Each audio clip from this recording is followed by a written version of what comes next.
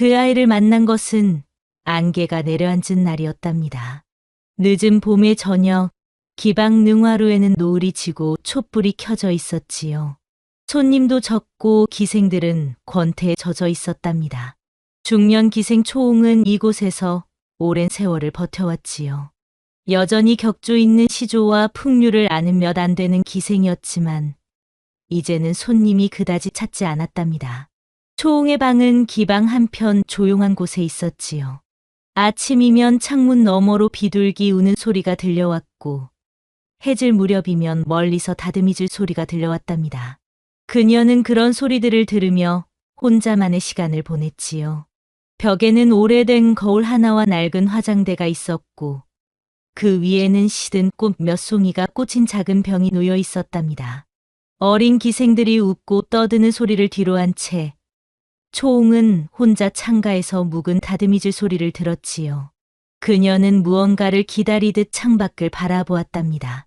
창밖으로는 좁은 골목이 보였고 저녁이면 장사꾼들이 짐을 지고 지나다녔지요. 때로는 아이들이 뛰어노는 소리도 들려왔는데 그럴 때마다 초홍의 가슴은 이상하게 저려왔답니다. 밤이 되면 초홍은 이상한 꿈을 꾸곤 했답니다. 어두운 산골에서 울음소리가 들려오는 꿈이었지요. 축축한 풀밭 위 젖은 천에 쌓인 아이가 있었답니다. 가까이 다가가려 할수록 멀어지는 아기의 모습이었지요. 꿈속에서 초홍은 계속 그 아이를 향해 달려갔지만 안개가 짙어질수록 아이의 울음소리는 더욱 멀어져 갔답니다. 이마에 땀이 맺힌 채 잠에서 깬 초홍은 창밖을 보며 중얼거렸지요. 20회를 넘겨도 그 울음소리를 잊지 못하는구나. 그녀에게는 아무도 모르는 비밀이 하나 있었답니다. 젊은 시절 한 양반집 도령과 사랑에 빠져 아이를 가졌던 일이 있었지요. 그 도령은 초홍에게 시를 지어주고 미래를 약속했답니다. 하지만 혼담이 오가자 초홍을 버리고 떠났고 초홍은 혼자 아이를 낳아야 했답니다. 그런데 그 아이는 태어나자마자 숨을 거두었지요. 초홍은 작은 아이를 품에 안고 밤새 울었답니다. 그 이후로 아이 울음소리가 들리는 꿈을 계속 꾸게 되었지요. 장이 서는 날 아침 새벽녘이었답니다. 기생들은 손님 맞을 준비를 하고 있었지요. 어린 기생들은 분을 바르고 댕기를 매며 떠들어댔고 나이 든 기생들은 악기를 손질하며 오늘 올 손님들을 걱정했답니다. 능화루의 마담인 매파는 기생들을 돌아보며 하나하나 점검했지요. 오늘은 군수님의 아들이 오신다니 모두 단정히 해라. 노란 꽃은 새 치마를 입고 옥선이는 머리에 꽃을 더 꽂아라. 초홍은 이런 분주함 속에서도 마음이 무거웠답니다. 밤에 꾼 꿈이 계속 머릿속을 맴돌았지요. 그녀는 핑계를 대고 밖으로 나갔답니다. 매파님, 머리가 아파서 바람을 쐬고 오겠습니다. 빨리 다녀와라. 손님들이 오기 전에 돌아와야 한다. 허름한 버선의 집신을 신고 논두렁 따라 걷는 초홍의 모습이 보였지요. 안개가 내려앉은 마을과 들판에는 개 짖는 소리만이 들렸답니다. 간간이 달구는 소리도 들려왔고 멀리서는 아낙네들이 빨래하는 소리도 들려왔지요. 농부들은 벌써 논에 나가 일을 시작하고 있었고 아이들은 개울가에서 물장난을 치며 놀고 있었답니다. 그녀는 이 길을 걸을 때마다 어머니가 죽은 날을 떠올렸답니다. 아비 없는 자식을 낳고 버림받아 죽은 어머니의 모습을 말이지요. 어머니는 초홍을 낳고 석 달 만에 병으로 세상을 떠났답니다. 그 뒤 초홍은 마을 이곳저곳을 전전하며 자랐지요. 어떤 집에서는 밥을 얻어먹고 어떤 집에서는 쫓겨나기도 했답니다.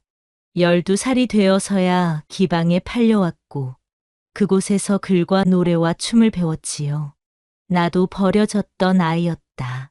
그런 생각을 하며 걷던 초홍은 짙은 안개 속에서 희미한 울음소리를 들었답니다. 처음에는 새우는 소리인 줄 알았지요. 하지만 가까이 다가갈수록 그것이 아이 울음소리임을 알 수 있었답니다. 마치 자신의 꿈속에서 들었던 그 울음소리와 똑같았지요. 논두렁 풀숲 속에서 젖은 헝겊에 감싸인 갓난아기를 발견했답니다. 파리떼가 날고 주변엔 아무 흔적도 없었답니다. 아이는 파랗게 질려 있었고 입술은 보라색으로 변해 있었지요. 하지만 여전히 가늘게 숨을 쉬고 있었답니다. 작은 주먹을 꼭 쥐고 있는 모습이 안쓰러웠지요. 초홍은 망설였습니다. 기방에서 아이를 키운다는 것은 불가능한 일이었으니까요. 더욱이 사내 아이라면 절대 용납되지 않을 일이었지요.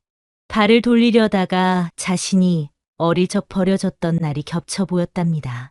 그때 나를 줍는 이가 있었더라면 아이의 작은 손가락이 움직이는 것을 본 순간 초홍은 더 이상 망설일 수 없었답니다. 결국 초홍은 두 팔로 아이를 안았지요. 아이는 생각보다 가벼웠고 작은 손가락들이 초홍의 옷깃을 꼭 움켜쥐었답니다. 아이를 품속에 안고 기방 뒷문으로 몰래 들어온 초홍은 기방 뒤편의 허름한 창고방을 살펴보았답니다. 그곳은 쌀과 장작을 보관하는 곳이었는데 한 구석이 비어 있었지요. 초홍은 바닥에 지푸라기를 깔고 아이를 눕혔답니다. 그리고 자신의 속치마를 찢어 아이를 따뜻하게 감쌌지요. 첫날 밤이 가장 어려웠답니다. 아이는 계속 울어댔고 초홍은 발각될까봐 노심초사했지요. 다행히 그날 밤에는 손님들이 많아서 기방이 시끄러웠기에 아이 울음소리가 묻혔답니다. 매일 남은 찬죽을 조금씩 숨겨 먹이며 키웠답니다. 처음에는 아이가 젖을 먹지 못해 애를 태웠지요. 하지만 달 육수에 밥을 우려낸 물을 조금씩 먹이니 아이가 조금씩 기운을 차렸답니다. 초홍은 밤마다 그 창고방으로 가서 아이를 돌보았지요. 아이가 점차 자라면서 초홍에게는 새로운 기쁨이 생겨났답니다. 우재가 처음 웃음을 터뜨린 날, 초홍은 눈물을 흘렸지요. 그 웃음소리가 얼마나 예쁘던지 자신의 가슴속 깊은 상처가 조금씩 아물어가는 것 같았답니다. 우재가 걸음마를 배우기 시작했을 때는 더욱 조심스러워졌답니다. 아이가 창고방을 벗어나려 하면 초홍은 재빨리 달려가 막았지요. 우재야, 아직은 안 된다. 조금만 더 기다려라. 어느 날 밤, 우재가 처음으로 어머니라고 불렀답니다. 초홍은 그 소리를 듣고 가슴이 터질 것 같았지요. 자신을 어머니라고 부르는 아이가 있다는 것이 얼마나 큰 행복인지 그때서야 알았답니다. 하지만 아이가 자랄수록 숨기기는 더욱 어려워졌답니다. 낮에는 다른 기생들이 창고 근처를 지나다니며 이상한 소리가 난다고 수군댔지요. 요즘 창고에서 이상한 소리가 나지 않아? 그러게 말이야. 쥐가 큰 게 살고 있나 봐. 초홍은 우재가 3살이 되었을 때부터 글자를 가르치기 시작했답니다. 한지의 붓으로 고, 노, 덜을 써주며 따라 그리게 했지요. 우재는 놀랍도록 빨리 배웠답니다. 이건 하늘천이란다. 하늘은 높고 넓어서 모든 것을 품는단다. 어머니, 저도 하늘처럼 넓은 마음을 가질 수 있을까요? 그럼 내가 더 많이 배우고 착한 마음을 가지면 될 것이다. 우재는 기방에 드나드는 손님들의 대화를 창고방에서 몰래 들으며 세상을 배워갔답니다. 선비들이 시를 읊는 소리, 관리들이 정치를 논하는 소리, 상인들이 장사 이야기를 하는 소리까지 모든 것이 우재에게는 공부였지요.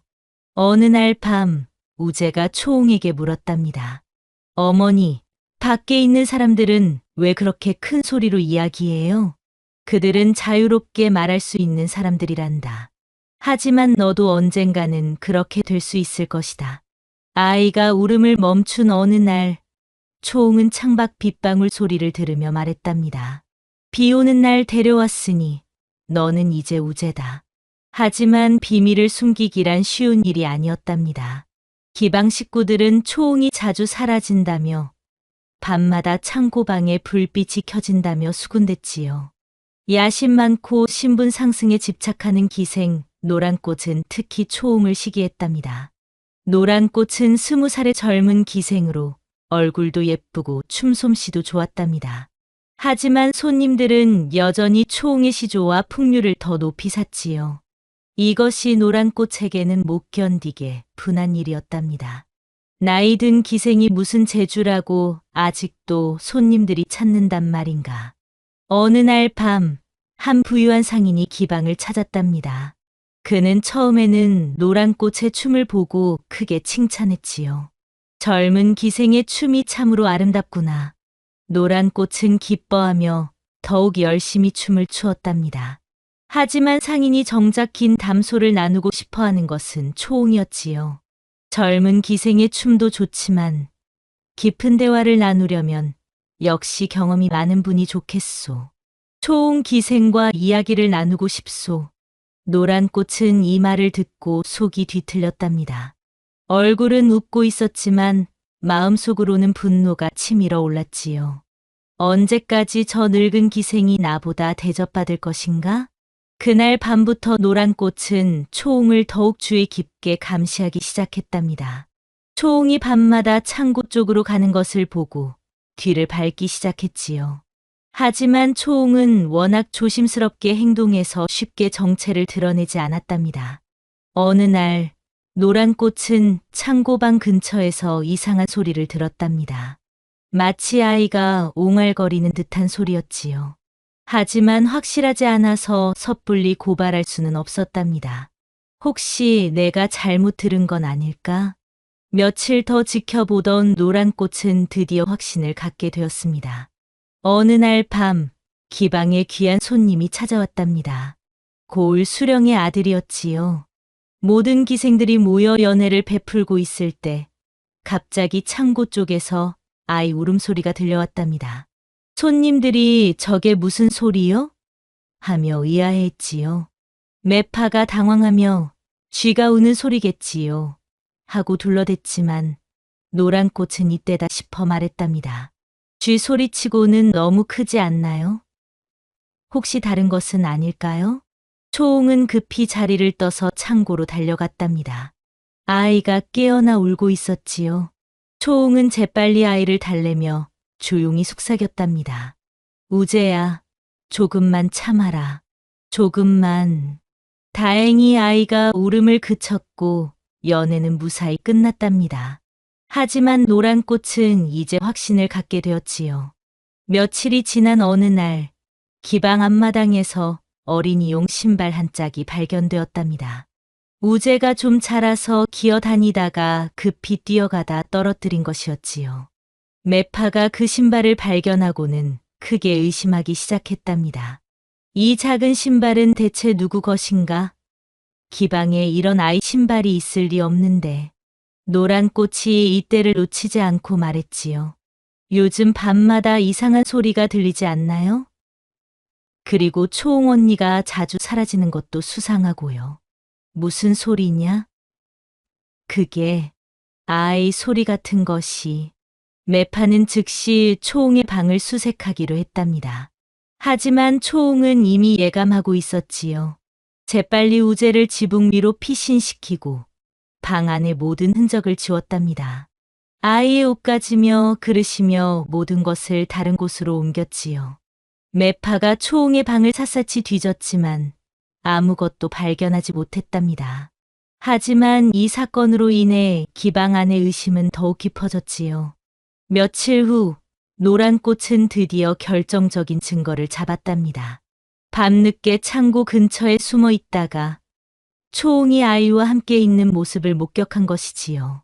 달빛 아래서 초홍이 아이를 품에 안고 있는 모습을 똑똑히 보았답니다. 노란 꽃은 즉시 매파에게 달려가 고발했답니다. 매파님, 초홍 언니가 몰래 사내 아이를 기방에 숨겨 키우고 있어요. 제가 직접 봤어요. 무엇이라? 사내 아이를? 네, 작은 사내 아이를 창고방에 숨겨놓고 키우고 있어요. 매파는 크게 분노했지요. 기방에서 아이를 키운다는 것은 있을 수 없는 일이었으니까요. 특히 사내 아이라면 더욱 그랬답니다. 매파는 다음 날 아침 초홍을 불러 호통을 쳤답니다. 초홍, 내가 몰래 아이를 기방에 숨겨 키운다는 것이 사실이냐? 천인의 기방에 사내 아이를 숨긴 죄는 용납할 수 없다. 기방의 규율을 어긴 것이다. 초홍은 더 이상 숨길 수 없음을 깨달았답니다. 담담하게 맞섰지요. 그렇습니다. 그 아이는 버려진 아이였습니다. 거두지 않으면 죽었을 것입니다. 그것이 내 할 일이냐? 기방은 아이를 키우는 곳이 아니다. 더욱이 사내 아이라니. 매파는 냉정하게 말했지요. 선택하라. 기방에 남으려면 당장 그 아이를 내보내라. 아니면 너도 함께 나가라. 초홍은 그날 밤 오랫동안 고민했답니다. 우재를 버리고 기방에 남을 수도 있었지요. 하지만 그럴 수는 없었답니다. 어린아이가 혼자 어떻게 살아갈 수 있겠어요? 더욱이 초홍은 우재를 보면서 자신이 잃었던 아이를 떠올렸답니다. 하늘이 자신에게 다시 한번 기회를 준 것 같았지요. 이번에는 절대 놓칠 수 없었답니다. 초홍은 조용히 짐을 싸기 시작했답니다. 많지 않은 살림살이를 보따리에 담고 몇 년 동안 모아둔 돈을 챙겼지요. 그리고 우재를 깨웠답니다. 우재야, 이제 우리 다른 곳으로 가야 한다. 왜요, 어머니? 여기서는 더 이상 너를 숨겨 키울 수 없게 되었구나. 달빛이 흐린 밤, 초홍은 우재를 업고 기방을 떠났답니다. 우물과 담장을 넘어 뒷길로 사라지는 두 사람의 모습이 보였지요. 우재는 초홍의 등에 엎혀가면서도 뒤를 돌아보았답니다. 오랫동안 살았던 곳을 떠나는 것이 아쉬웠지요. 기방 마당에 서 있던 노란 꽃은 그 모습을 보며 낮게 중얼거렸답니다. 이젠 다시 못 돌아오겠지. 하지만 노란 꽃의 마음 한구석에는 묘한 후회가 일었지요.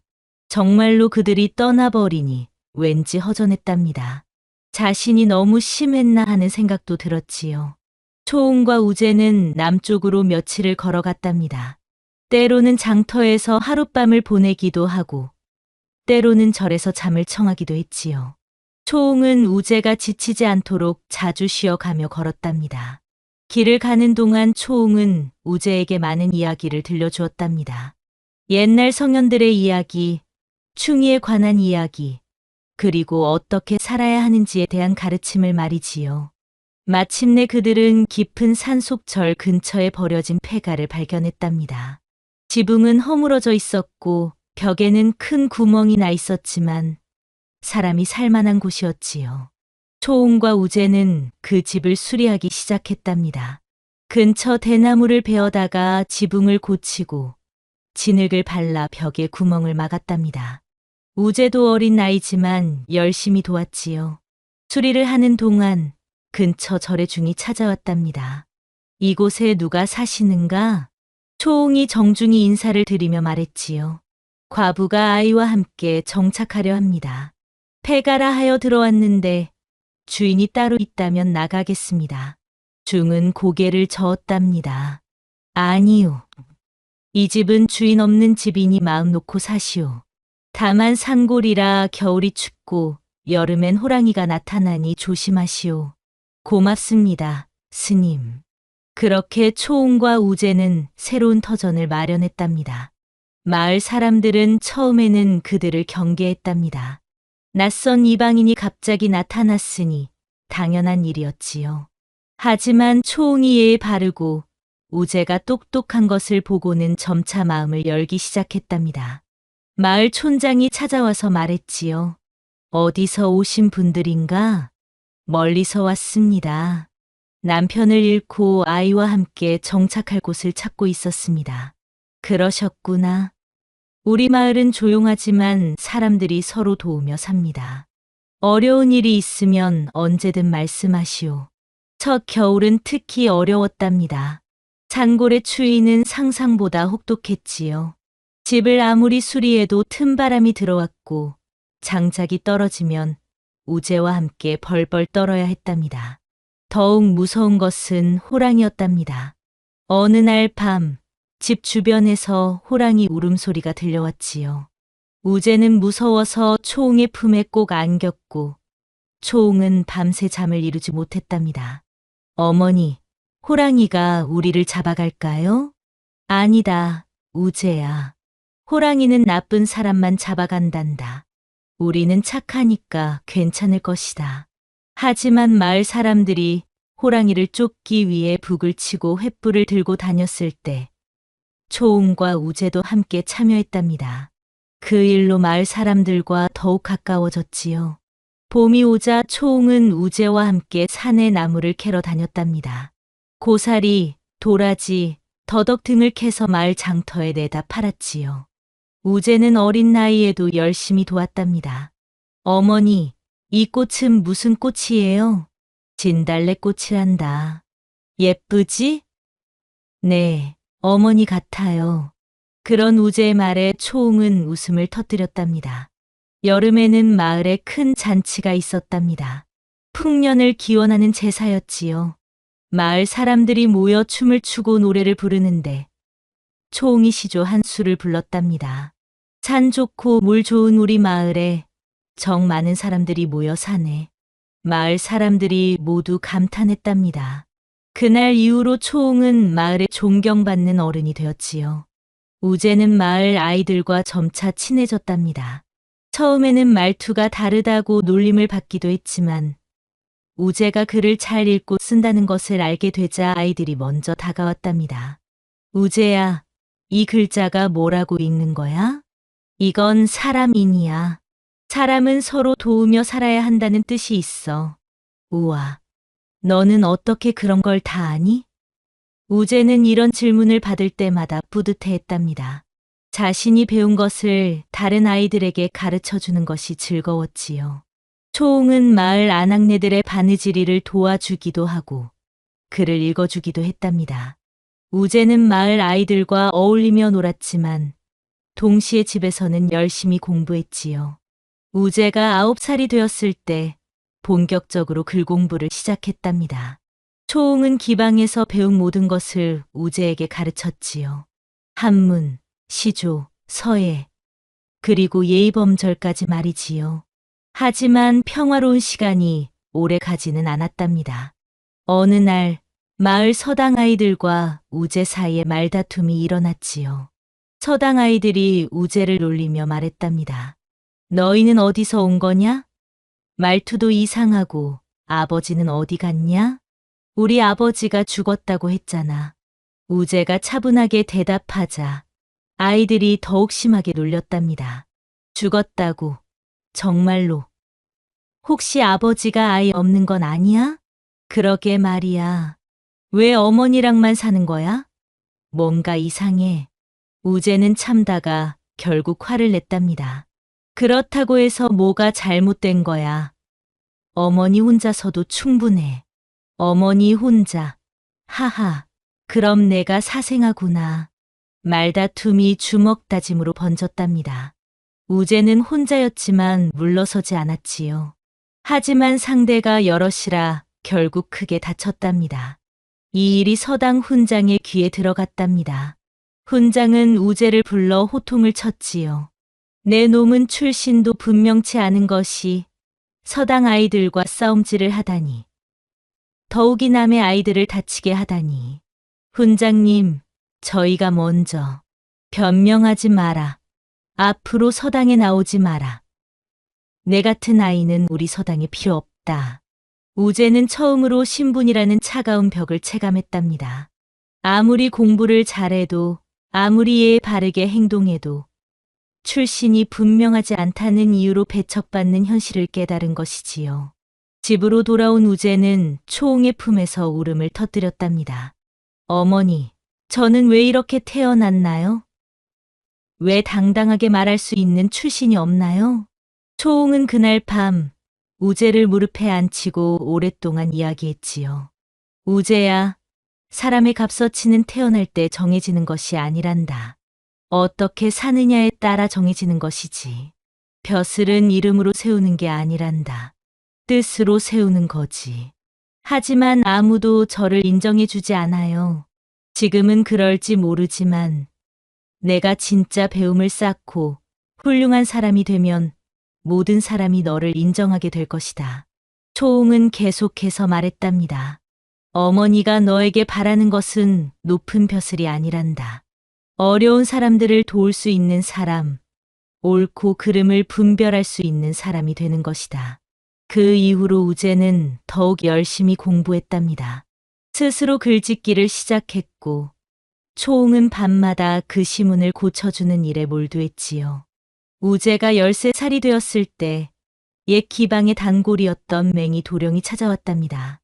그는 약초를 캐러 산에 왔다가 우연히 초홍을 만난 것이었지요. 이런 곳에서 만나다니. 그동안 어떻게 지내셨소? 초홍은 반가우면서도 걱정이 되었답니다. 우재의 존재가 알려질까 봐서였지요. 하지만 맹이 도령은 이미 우재를 보고 있었답니다. 이 아이가 그때 그 아이군요. 많이 자랐구나. 맹이 도령은 우재와 이야기를 나누어 보고는 크게 놀랐답니다. 이 아이의 학식이 보통이 아닙니다. 이런 재능을 묻어두어서는 안 됩니다. 그는 우재가 쓴 시를 보고는 더욱 감탄했지요. 산 너머 구름 흘러가니 세상의 근심도 따라가네. 높고 낮음을 가리지 않고 고루 비추는 달빛이요.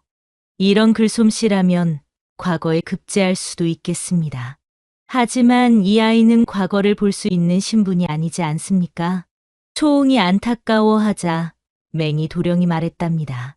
방법이 있습니다. 이런 재능을 가진 아이를 신분 때문에 묻어둘 수는 없지 않습니까? 몇 달 후 조정에서 대과를 전국적으로 실시한다는 방이 상골까지 붙었답니다. 마을 사람들은 기대에 찼지만 우재는 출신으로 인해 시험 응시 자격조차 없음을 알고 있었지요.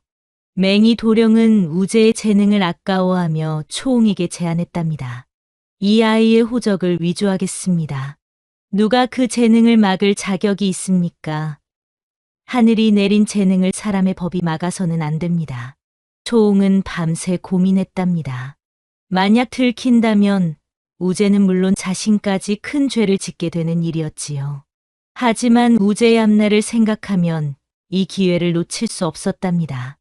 우재 역시 고민이 깊었답니다. 어머니, 저 때문에 어머니까지 위험해지는 건 아닐까요? 우재야, 어머니 걱정은 하지 마라. 내가 훌륭한 사람이 되는 것이 어머니에게는 가장 큰 기쁨이란다. 맹이 도령의 도움으로 우재는 이윤이라는 양반 자제의 가명과 호적을 얻었답니다. 맹이 도령이 자신의 먼 친척이라고 속이고 관청에 신고한 것이었지요. 우재가 떠나는 날이 다가왔답니다. 초홍은 며칠 밤을 새워 작은 조각보를 수놓았답니다. 그 조각보에는 연꽃 무늬가 수놓아져 있었고 한가운데에는 작은 글자로 뜻을 잃지 말아라고 적혀 있었지요.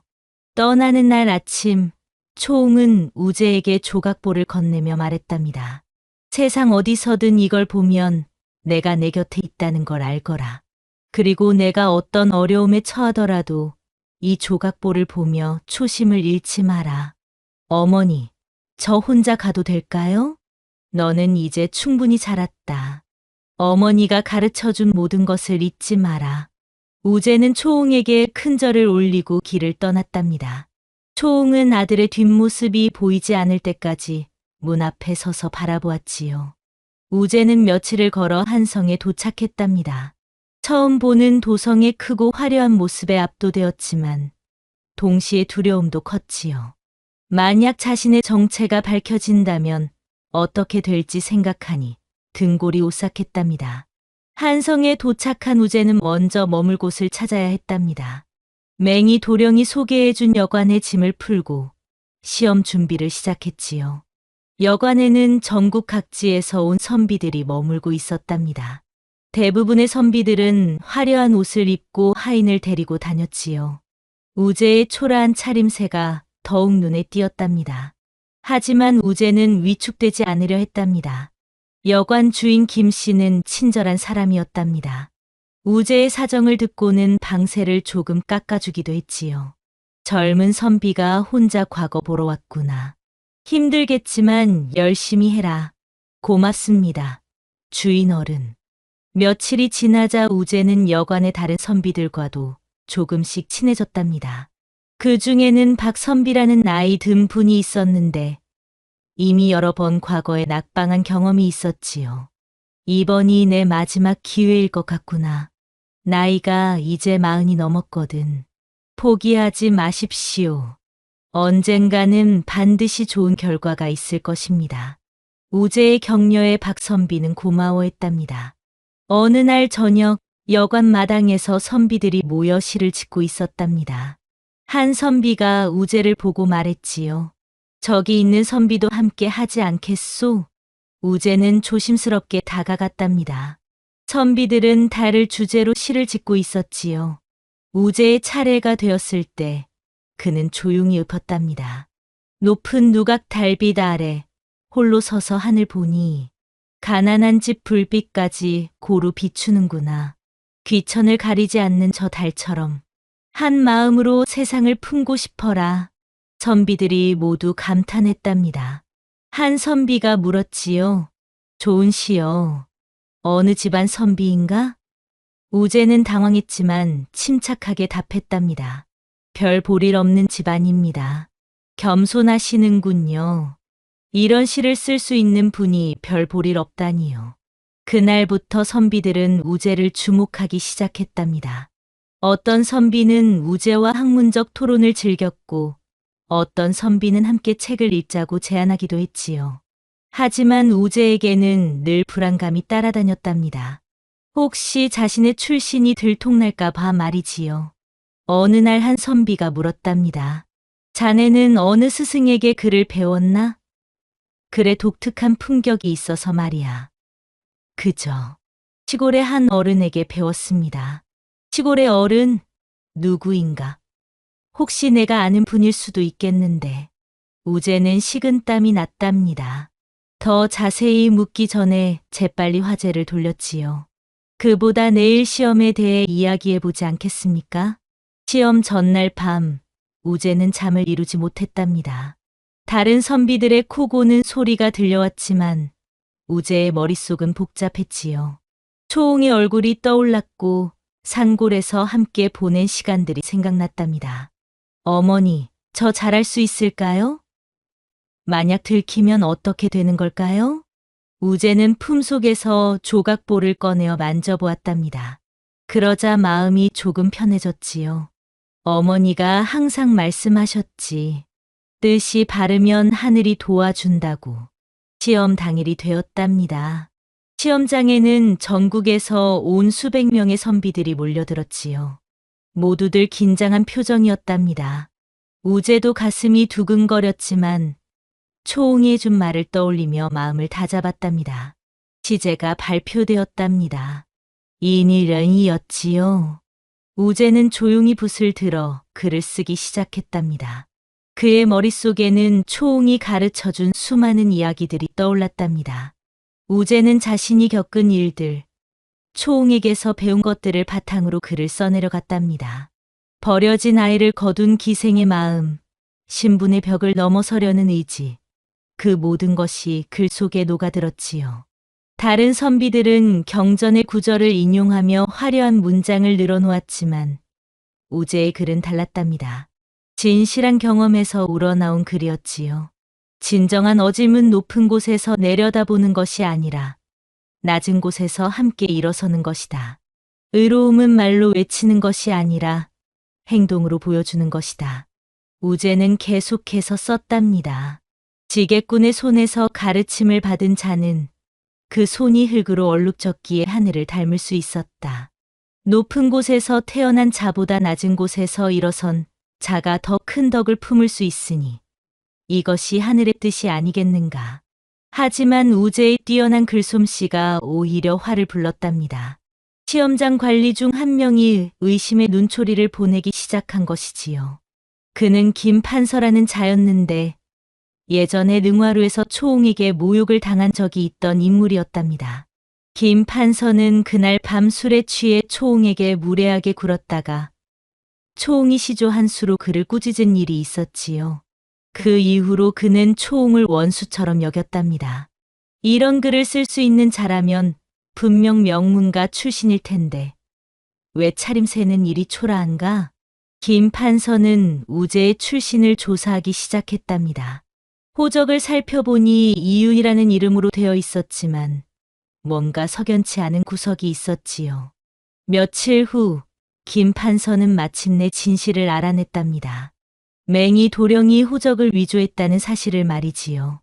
더욱 놀라운 것은 그 아이가 바로 초홍이 키운 아이라는 사실이었답니다. 하하, 그 기생년이 키운 자식이 과거장에 나타났구나. 이번에야말로 제대로 복수할 수 있겠다. 김 판서는 우재가 답안지를 제출한 직후 관군을 시켜 그를 붙잡게 했답니다. 이자는 신분을 속이고 과거에 응시한 죄인이다. 당장 잡아들여라. 우재는 시험장에서 끌려나가며 신문을 받았지요. 모든 것이 밝혀지는 순간이었답니다. 우재는 더 이상 숨길 수 없음을 깨닫고 자신의 정체를 솔직히 고백했지요. 저는 기생 초홍이 키운 아이입니다. 버려진 몸을 거두어 길러주신 은혜를 갚고자 공부에 힘썼습니다. 김 판서는 득이양양해했답니다. 역시 그랬구나. 천한 기생이 키운 자식이 감히 과거장에. 바로 그때 놀라운 일이 일어났답니다. 임금이 직접 시제 답안들을 살펴보고 있었는데 우재가 쓴 글이 눈에 들어온 것이지요. 임금은 그 글을 읽고 크게 감탄했답니다. 이런 깊은 뜻을 담은 글을 누가 썼는가? 당장 그 사람을 불러오라. 김 판서는 당황했지만 어쩔 수 없이 사실을 아뢰었지요. 그 자는 신분을 속이고 들어온 죄인입니다. 기생이 키운 자라고 합니다. 하지만 임금의 반응은 예상과 달랐답니다. 기생이 키웠다고? 오히려 더욱 놀랍구나. 그 어미는 천한 신분일망정 진정나라의 스승이라 할 수 있겠다. 임금은 우재를 직접 만나보기로 했답니다. 우재는 떨리는 마음으로 임금 앞에 나아갔지요. 내가 그 글을 쓴 자냐? 그렇습니다, 전하. 내 출신을 다시 한번 말해보라. 우재는 더 이상 숨기지 않기로 했답니다. 저는 버려진 아이였습니다.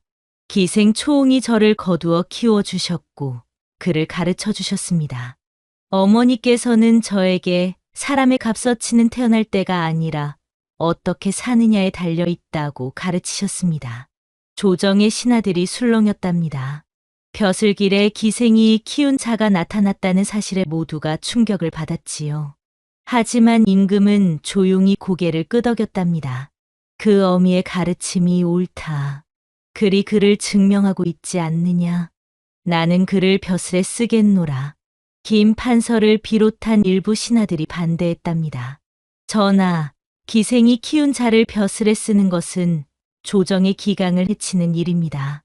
하지만 임금의 뜻은 확고했답니다. 글에 귀천이 있느냐? 뜻에 높고 낮음이 있느냐? 이 아이의 글에는 진정한 배움이 담겨 있다. 나는 그것으로 족하다. 우재는 임금 앞에 큰 절을 올리며 말했답니다. 벼슬은 이름이 아니라 뜻으로 세우는 것임을 가르쳐 주신 어머니께 이 영광을 바칩니다. 그 무렵 멀리서 이 모든 상황을 지켜보는 이가 있었답니다. 바로 초홍이었지요. 그녀는 우재가 과거를 보러 간 후 혼자 있을 수 없어서 몰래 한성까지 따라왔던 것이었답니다. 시장 상인 차림으로 얼굴을 가린 채 궁궐 대문 밖에서 소식을 기다리고 있었지요. 사람들이 웅성거리며 이야기하는 소리를 들었답니다. 이윤이라는 자가 기생에게 자랐다더라. 그런데 임금께서 그를 벼슬에 쓰신다고 하지 않느냐. 세상이 많이 바뀌었구나. 초홍은 가슴이 벅차올랐답니다. 우재가 자신의 정체를 숨기지 않고 당당히 밝혔다는 것. 그리고 그것을 임금이 받아들였다는 것이 믿기지 않았지요. 그녀는 품속에서 조각보와 똑같은 천 조각을 꺼내어 꼭 쥐었답니다. 이제는 너 혼자서도 당당히 설 수 있구나, 우재야. 초홍은 더 이상 우재의 앞에 나서지 않기로 결심했답니다. 이제 우재는 자신만의 길을 걸어가야 했고 자신은 그저 멀리서 지켜보는 것으로 좋겠지요. 우재는 정식으로 벼슬에 올랐답니다. 처음에는 말단 관직이었지만 그의 능력과 인품이 알려지면서 점차 중요한 일을 맡게 되었지요. 무엇보다 우재는 권력을 이용해 자신의 이익을 추구하기보다는 백성들을 위한 일에 힘썼답니다. 가난한 농민들의 어려움을 해결하고 억울한 일을 당한 사람들을 도와주었지요. 특히 버려진 아이들이나 과부들을 위한 정책을 많이 만들었답니다. 사람들은 우제를 청렴한 관리라고 불렀답니다. 몇 년이 지나 우제는 자신을 키워준 초홍에 대해 공개적으로 말하고 싶어 했답니다. 연회 자리에서 시조를 지어 읊었지요. 불 밝히는 등이 없던 밤, 등잔이 되어준 이 있었노라. 그 불이 천하를 밝히는 줄, 그때는 몰랐더이다. 천한 몸이라 세상이 외면할지라도 그 마음만은 성인과 같았네. 우제는 초홍을 찾기 위해 사람을 보냈답니다. 하지만 초홍은 이미 그 산골 마을을 떠난 후였지요. 마을 사람들은 말했답니다. 그 부인은 몇 달 전에 떠났습니다. 아들이 벼슬에 올랐다는 소식을 듣고는 호련히 자취를 감췄지요. 마침내 남쪽 바닷가 마을에서 실마리를 찾았답니다. 마을 사람들이 마지막으로 본 초홍은 바닷가 절벽에서 멀리 바다를 바라보고 있는 모습이었다고 했답니다. 우제는 그 절벽을 찾아갔지만 초홍의 모습은 어디에도 없었답니다. 다만 바위 틈에서 작은 쪽지 하나를 발견했지요. 우제야, 너는 이제 혼자서도 충분히 훌륭한 사람이 되었구나. 어미는 너를 자랑스러워한다. 앞으로는 더 많은 사람들에게 희망이 되어다오. 몇 년 후 우제는 관직을 내려놓고 초홍제라는 이름의 서당을 열었답니다. 그곳은 가난한 집 아이들, 기생의 딸들, 이름 없는 고아들만을 받는 특별한 서당이었지요. 서당 앞에는 유리 상자가 하나 놓여 있었답니다. 그 안에는 낡은 조각보 한 장이 소중히 보관되어 있었지요. 그 조각보에는 내 아이가 세상의 글이 되기를 바라며 초홍이라는 글귀가 수놓아져 있었답니다. 그렇게 조선에는 이름 없이 뜻을 남긴 어미가 있었답니다. 그 어미의 사랑이 한 아이를 키워 세상의 빛이 되게 했고 그 빛은 또 다른 아이들에게 희망이 되어 갔답니다.